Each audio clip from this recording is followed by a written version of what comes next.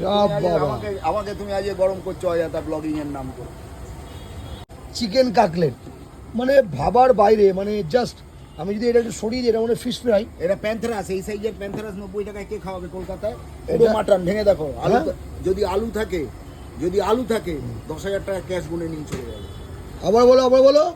10,000 টাকা ক্যাশ গুনে নিয়ে চলে যাবে, ক্যাশ 10,000 টাকা গুনে নিয়ে চলে এটার যাবে মধ্যে যদি আলু থাকে, যদি আলু থাকে। মানে তুমি তোমার খেতে হবে না বস, এটা নিয়ে এখানে চালান রেডি করো, যাদবপুর ইউনিভার্সিটি টেস্টিং সেন্টারে যাও, এটা নিয়ে ন্যাশনাল টেস্টিং হাউসে যাও, এত বড় কথা বল। এই এই এতটা মটন দিচ্ছ মাত্র 90 টাকায়? যাও গিয়ে, আমি বলছি তো। ভাই আমি আমি কিন্তু ট্রাই করবো দাদা।